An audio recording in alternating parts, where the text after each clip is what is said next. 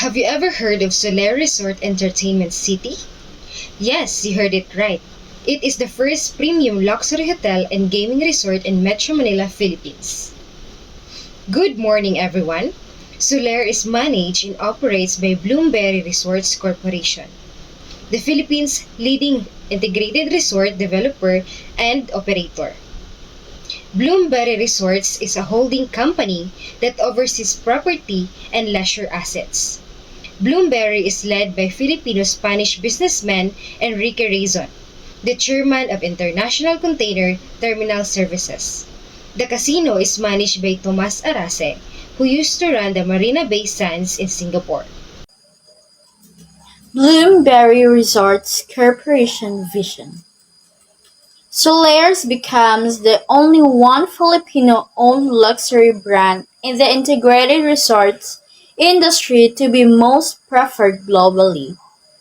Bloomberry Resorts Corporation mission: to deliver exceptional experiences in a harmonious environment where everyone feels at home.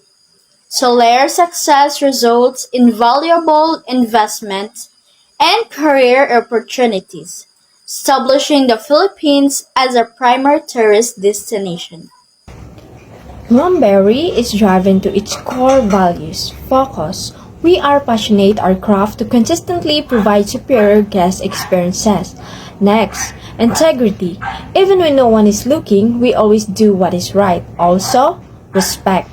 We work with our fellow team members and partners with mutual admiration and serve our guests with sincere compassion and thoughtful consideration. And steadfast. We remain firm with our commitment to excellence, keeping our responsibilities to heart. And then lastly, teamwork. We work in unity and cooperation for our shared goals, which make us an exceptional team.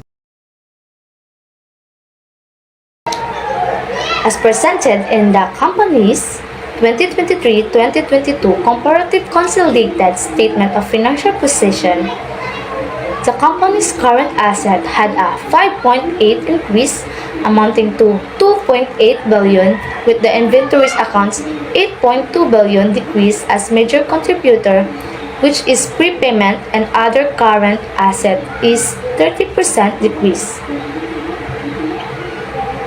The non-current of assets of the company is also increased by 16.7% in the amounting of 1.5 billion decrease of advances to constructions. The total asset of the company is by 13.5% or 19 billion pesos. However, Bloomberry current liabilities has two decreasing accounts, while the rest of the accounts increased 14.4%, increase of the total current liabilities, which is amounting 2.9 billion pesos. While the other hand, the total non-current liabilities also had 1.1% increase amounting to 960 million pesos, despite of three decreasing accounts. The total liabilities is increasing 3.7 amounting to 3.9 billion pesos. Meanwhile, Bloomberry's equity account also increased by 45.5%, amounting to 15.1 billion pesos, despite of the three decreasing accounts.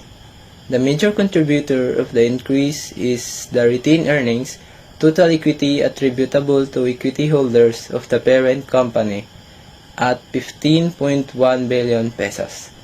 This resulted to the 13.5% increase of the total liabilities and equity amounting to 19.04 billion pesos.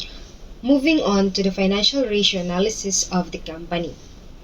Bloomberry Resorts Corporation's current ratio for 2023 is 1.85, which means that for every 1 peso of that, the company allocates 1.85 pesos for payment. The quick ratio is 1.77. Given that the total current asset increased by 5.8%, while the total current liability increased by 14.4%. The difference in the increase of the accounts resulted to an inverse effect of the company's liquidity ratios, which decreased by 0.14 and 0.15. Weighing on the given data, We can see that the current ratio and quick ratio is relatively high but lower than in its previous year.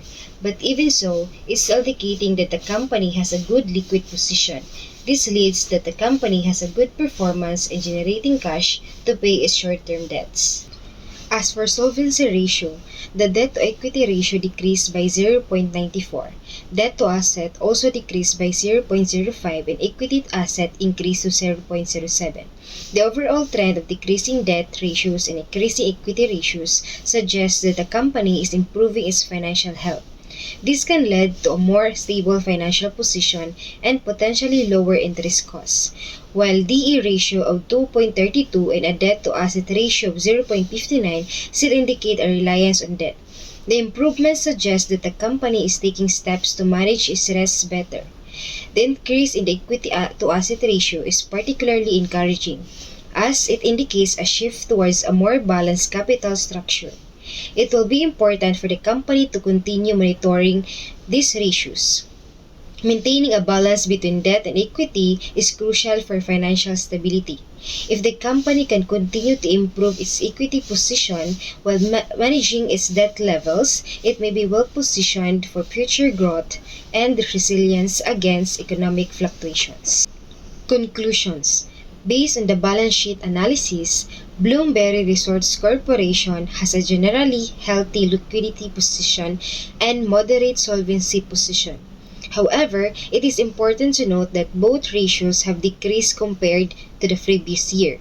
This decline may signal potential challenges in maintaining liquidity or could reflect changes in the company's asset management.